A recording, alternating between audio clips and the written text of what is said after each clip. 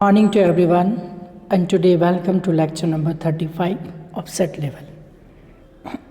आज हम set level का लेक्चर नंबर 35 पढ़ने वाले हैं, जो आपको पेज नंबर 102 ओपन करना है।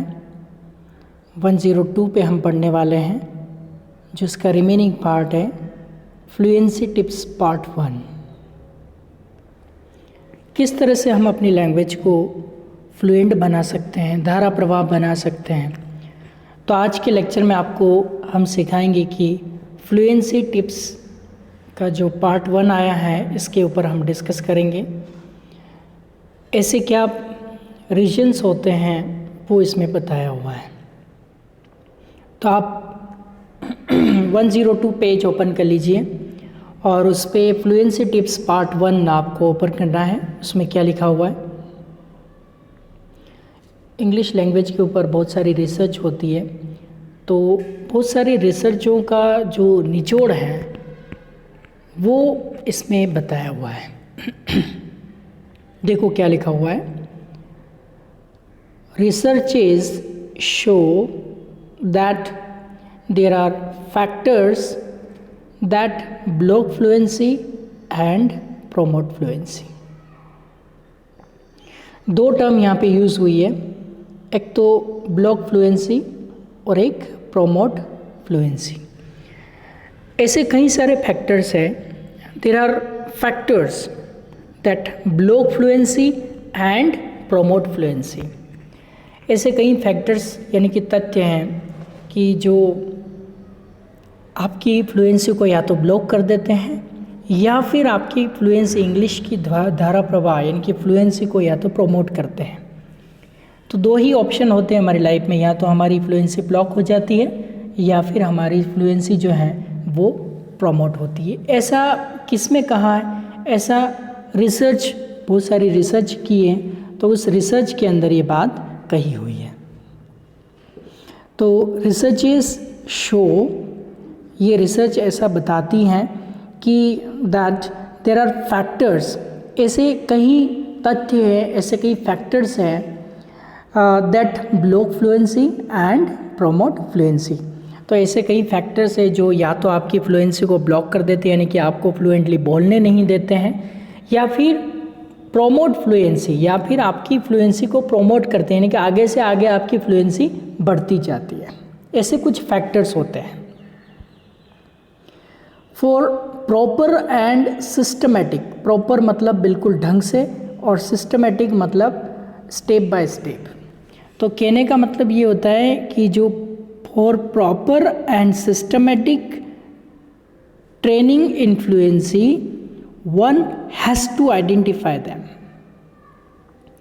अगर आपको क्या करना है, सिस्टमेटिक और प्रॉपर अगर ट्रेनिंग चाहिए इंग्लिश लैंग्वेज की, for proper and systematic training in fluency, अगर आपको फ्लुएंसी की प्रॉपर और सिस्टमेटिक ट्रेनिंग चाहिए, one has to identify them, यानी कि वन यानी किसी भी इंसान को उसको आइडेंटिफाई करना पड़ता है। हैज़ टू आइडेंटिफाई यानी कि पहचानना है, उसको पहचानना है कि ऐसे कौन से फैक्टर्स हैं मेरे अंदर जो मेरी फ्लुएंसी को ब्लॉक कर रहे हैं या फिर मेरी फ्लुएंसी को प्रोमोट कर रहे हैं। तो one has to identify them, यानी कि वो फैक्टर जो है वो आपको आइडेंटिफाई करने हैं कि कौन कौन से फैक्टर हमारी फ्लुएंसी को ब्लॉक कर रहे हैं और ऐसे कौन से फैक्टर्स हैं जो हमारी फ्लुएंसी को प्रोमोट कर रहे हैं, ये आपको आइडेंटिफाई करना है।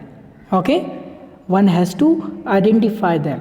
देम यानी किनको, देम किसके लिए आया, फैक्टर्स को। ऐसे कौन कौन से फैक्टर्स हैं जो या तो उसकी फ्लुएंसी को ब्लॉक कर रहे हैं या फिर उसकी फ्लुएंसी को प्रोमोट कर रहे हैं। तो ऐसे जो फैक्टर्स हैं उनको आपको आइडेंटिफाई करना है।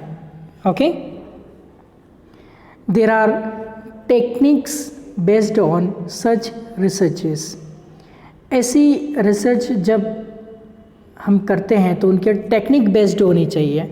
There are techniques based on such researches. ऐसी रिसर्च को करने के लिए कुछ टेक्निक्स बेस्ड होती है रिसर्च। जैसे मान लो आप ये देखो कि हाउ टू मास्टर यानी किसी के ऊपर किस तरह से पकड़ की जाए, किस किस के ऊपर पकड़ की बात करें कि हाउ टू मास्टर, मास्टर कैसे बनाया जाए, किसका, या तो आप वर्ड्स का यानी कि शब्दों का, वोकेबलरी का, एडजेक्टिव का, एडजेक्टिव के ऊपर भी किस तरह से मास्टर बना जाए, या फिर फ्रेजेस के ऊपर यानी कि जो सेंटेंस होते हैं उनके ऊपर कमांड कैसे हासिल की जाए, उनके ऊपर कैसे मास्टर बना जाए, या फिर क्लस्टर, क्लस्टर एक समूह होता है ग्रुप का, word of group that have complete sense that is called cluster, a group of word that has complete sense. ऐसे शब्दों का समूह जिसका प्रॉपर अर्थ होगा वो आपका क्लस्टर होगा। तो क्लस्टर एंड कॉम्बिनेशन, तो कॉम्बिनेशन यानी कि मेल और एक दूसरे का तालमेल, सेंटेंस का तालमेल, फिर क्लस्टर शब्दों का समूह, एडजेक्टिव यानी कि क्रिया विशेषण, और वर्ड्स यानी कि शब्द पावर के ऊपर कैसे मास्टरी की जाए, कैसे उस पर कमांड हासिल की जाए। तो यही इसमें बताया है, how to master the words, adjectives, phrases, clusters and combination is an art. ये एक कला है।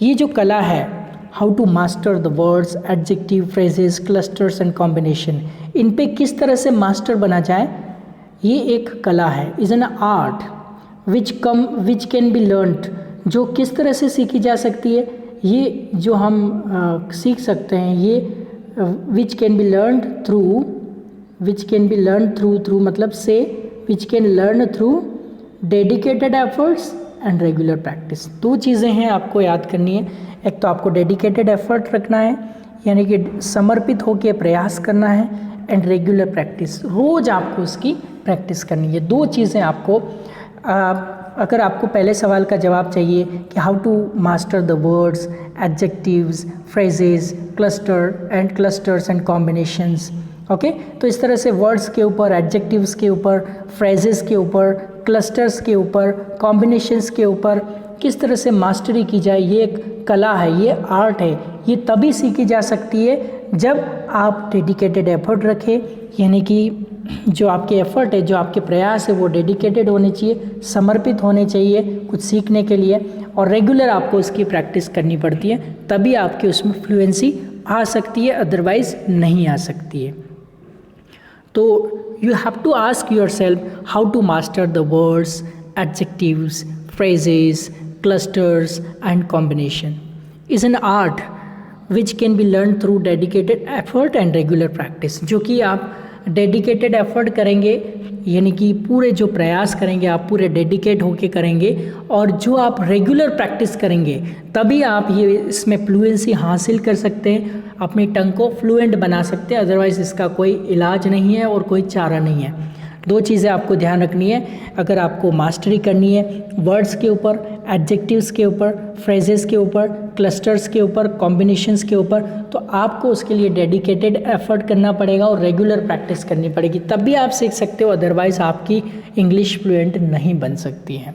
दो चीज़ें आपको ध्यान रखनी है, dedicated efforts and regular practice.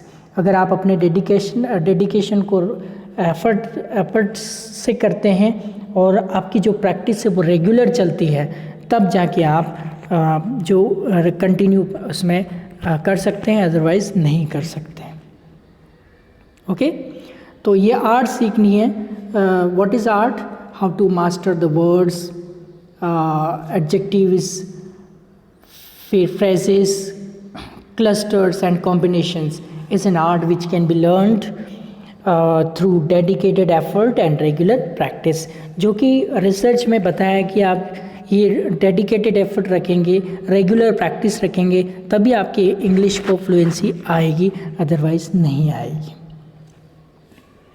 वैसे तो सब हम कहते हैं ये तो मुझे आता है, ये तो मुझे आता है, लेकिन जब बोलने का बोल दे तो बिल्कुल नहीं आता है। तो जो सिंपल चीज़ें हैं उन्हीं को पहले आपको प्रैक्टिस करनी है और ज़्यादा से ज़्यादा प्रैक्टिस करनी है। ओके, अब एक और चीज़ है इसमें बताया कि use relevant words only. Relevant का मतलब जो प्रसंग से रिलेटेड, जो टॉपिक चल रहा है उसी से रिलेटेड बातचीत की जाए। यूज़ रेलेवेंट वर्ड्स ओनली, यानी कि जैसे मान लो पर्टिकुलर क्लासरूम की बात हो रही है तो उससे रिलेटेड ही वर्ड यूज़ किए जाए, ये कोर्ट कचहरी में जा रहे तो उससे रिलेटेड वर्ड यूज़ की जाए, कहीं मेडिकल डिपार्टमेंट में जा रहे तो उससे रिलेटेड वर्ड यूज़ किए जाए। Use related words only. There are words we frequently, देखो यहाँ पे कहा गया है देयर आर वर्ड्स, ऐसे शब्द हैं वी फ्रिक्वेंटली मतलब बार बार, लगातार, we frequently come across and we think we are familiar with them. अब इसमें बहुत अच्छी बात कही है कि ऐसे वर्ड जो होते हैं, ऐसे बहुत सारे वर्ड होते हैं जो हम बार बार यूज़ करते हैं और हमें पता चलता है, हमें ये पता चलता है और हमें लगता है कि हम उनसे परिचित हैं। ऐसे शब्दों से हम क्या हैं, परिचित है। यार ये तो मुझे पता है। जैसे कई बार ऐसे सेंटेंस होता है जैसे मैंने आपको बोला डिक्शनरी, तो डिक्शनरी वर्ड क्या है, इस पर कमांड हासिल करने डिक्शनरी का, जहाँ यूज़ आप शब्दावली नहीं बोल के जहाँ चाहिए वहाँ पे डिक्शनरी बोलो। तो उस पर अगर आपको कमांड है तो आप क्या कहेंगे, we are familiar with them, यानी कि उन वर्ड शब्दों से हम क्या परिचित होते हैं। फैमिलियर मतलब क्या होता है, परिचित। ये फर्स्ट क्लास में भी आपको बताया था जब हमारी सेट की पहली क्लास शुरू हुई थी, how to talk with familiar या फिर नॉन पर्सन। तो इसमें एक चीज़ कही है कि आपको एक प्रासंगिक शब्दों का यूज़ करना, जो प्रसंग चल रहा हो उसी से रिलेटेड आपको वर्ड्स यूज़ करने हैं। और ऐसे कई शब्द हैं जो हम बार बार हमारी प्रैक्टिस के अंदर आते हैं और हमें लगता है कि हमें तो वो सारे वर्ड बहुत ही अच्छी तरह से पता है, we are familiar with them. Okay, at the same time there are words that we don't come across so frequently but now and then only. But ऐसे कई, इसका मतलब क्या हुआ, एक बात तो आप कह रहे हैं कि ऊपर वाली लाइन का मतलब क्या है, इसका मतलब है there are words we frequently come across and we think we are familiar with them. ऐसे कई शब्द हैं जिनका हम बार बार इस्तेमाल करते हैं और जो हमारे प्रैक्टिस में आते हैं, और कोई चीज़ हमें जब हमें ये शब्द बताए जाते हैं तो हम कहते हैं ये तो हमें पता है, we are familiar with them. Okay, फिर दूसरी बात इसमें क्या गई, एट द सेम टाइम, उसी टाइम क्या होता है, देर आर वर्ड्स, ऐसे शब्द भी होते हैं that we don't come across, ऐसे शब्द जो भी होते हैं जो हमें बिल्कुल पता नहीं होते, हमारे प्रैक्टिस में नहीं आते। सो फ्रिक्वेंटली यानी बार बार हम उनको यूज़ नहीं करते। सो फ्रिक्वेंटली मतलब उनको हम बार बार यूज़ नहीं करते हैं। बट नाउ एंड देन, और तब और अब और तब, अब से और तब से, नाउ देन ओनली, या तो तब यूज़ करेंगे जब ज़रूरत पड़े तब, या फिर हम यूज़ ही नहीं करेंगे।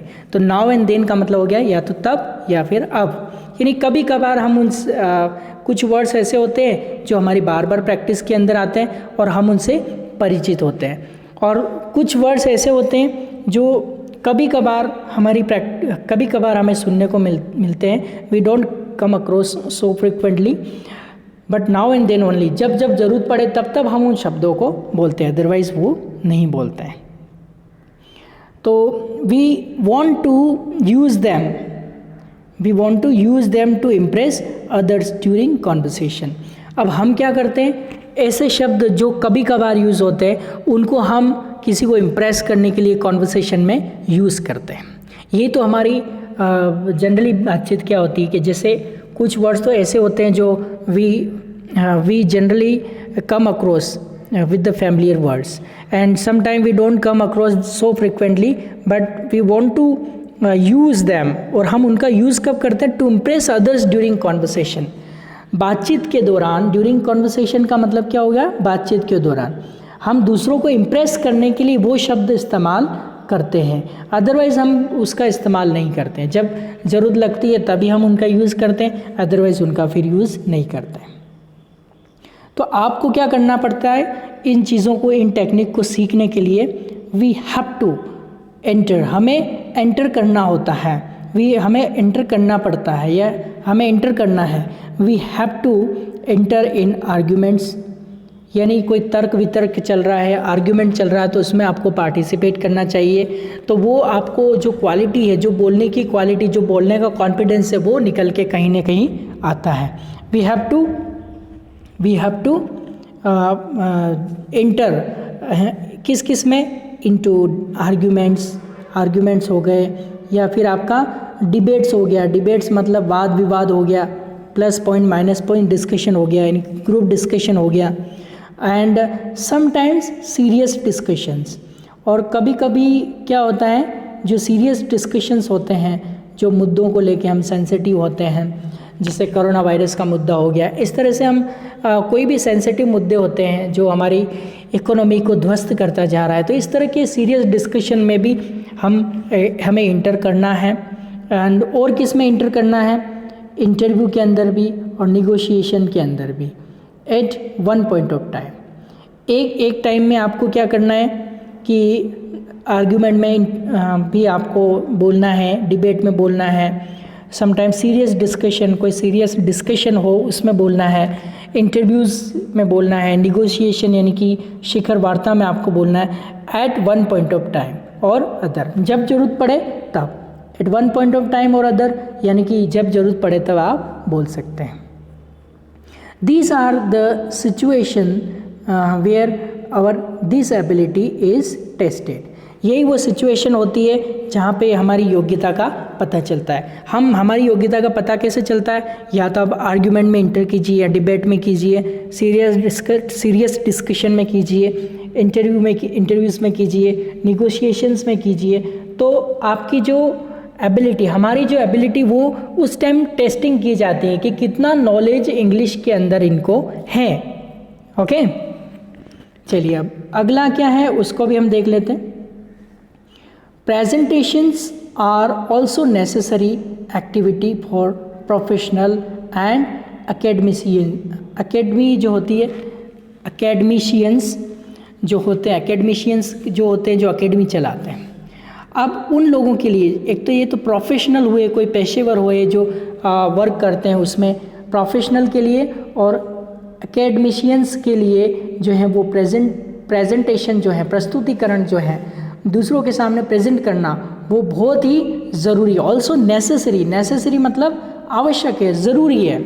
तो जो प्रेजेंटेशन है वो नेसेसरी एक्टिविटी मानी जाती है। किसके लिए?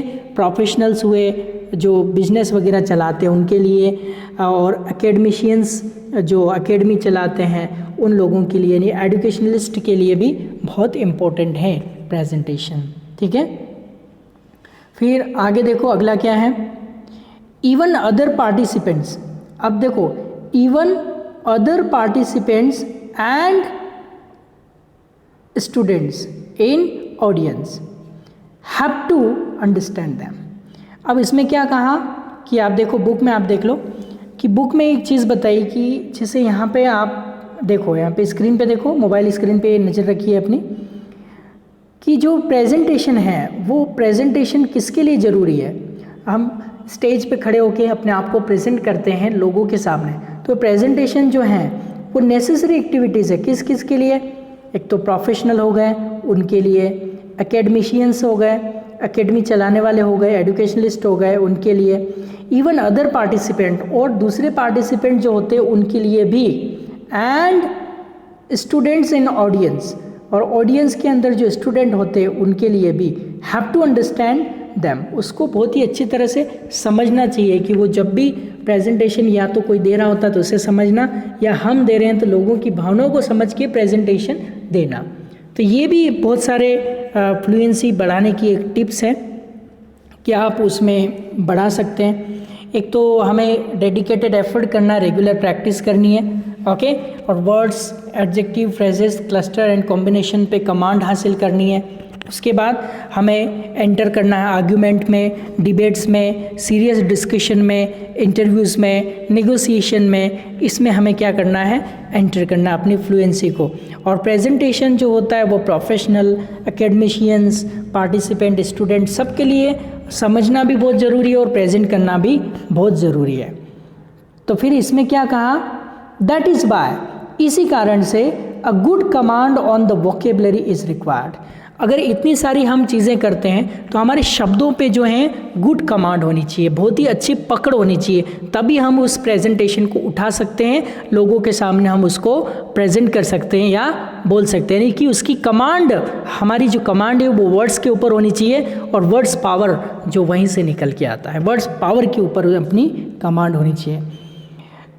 ओके, तो command on vocabulary is required, यानी कि जितने आपकी मीनिंग पे पकड़ होगी वोकेबलरी पे, जैसे आपको with the teacher practical vocab दिए, प्रैक्टिकल लेसन में आपका क्लस्टर एंड कॉम्बिनेशन है, तो वो और उन पे अच्छी से कमांड हासिल होनी चाहिए, वो बहुत ज़रूरी है।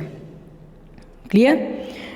टू पार्टिसिपेट, देखो that is why a good command on the vocabulary is required to participate in such presentation.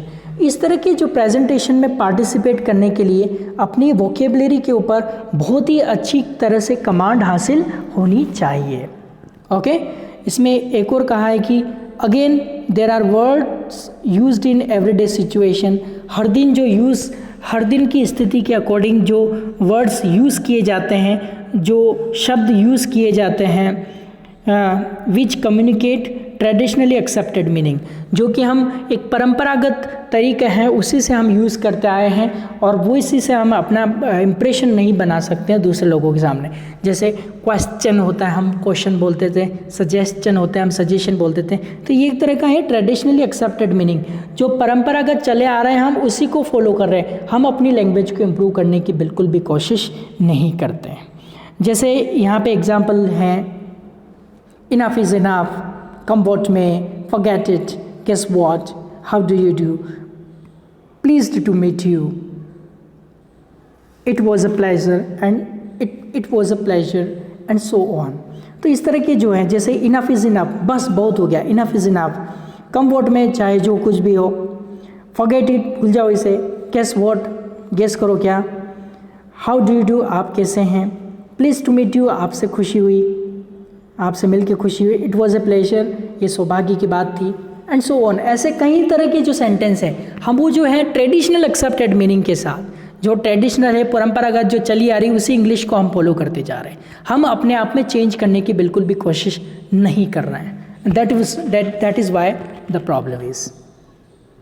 तो यहाँ पे आपकी इनके मीनिंग लिख लीजिए, इनफ इज़ इनफ, बस बहुत हो गया, लिखा इनफ इज़ इनफ का मतलब क्या हुआ, बस बहुत हो गया।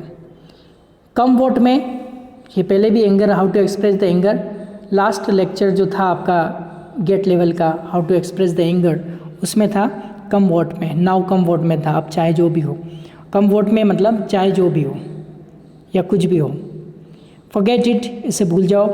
गेस वॉट, अनुमान लगाओ क्या होना चाहिए। और हाउ डू यू डू, आप कैसे हैं। और इसका लिखिए प्लीज्ड टू मीट यू, आपसे मिलकर खुशी हुई। इट वॉज अ प्लेजर, ये सौभाग्य था, एंड सो ऑन। और इस तरह से बहुत सारे सेंटेंसेस हैं। ओके, अब मैं आपको यहाँ पे एक सजेशन देना चाहूँगा, इसको हम सजेशन नहीं सजेशन बोलेंगे। My suggestion, try to list out such words generally use most frequently. आपको ऐसे फ्रिक्वेंटली मतलब बार बार, ऐसे जो वर्ड्स जो हैं जो बार बार यूज़ होते हैं उनकी एक लिस्ट बनाइए। Try to list out such words generally use most frequently, जो सबसे ज़्यादा यूज़ होते हैं ऐसे शब्दों की आप लिस्ट बनाइए। एंड यूज़ देम, और उनको यूज़ करें। Okay, use them in your day to day conversation. और आप क्या कीजिए कि आप जो भी हैं आप में डे टू डे जो कॉन्वर्सेशन है उसमें आप यूज़ कीजिए। सबसे पहले तो आपको क्या करना है, आपको ऐसे वर्ड्स की लिस्ट बनानी है जिसको हम बार बार फ्रिक्वेंटली यानी कि बार बार यूज़ करते हैं हमारी डे टू डे, उनकी लिस्ट बना लीजिए और फिर उनको आप यूज़ करना शुरू कीजिए आपके डे टू डे कॉन्वर्सेशन में, यानी कि रोज़ आप जिससे भी बात कर रहे हैं उनको वो वर्ड्स यूज़ करना शुरू कीजिए। Such sort of conscious effort and regular practice will help you in understanding the true spirit of these words।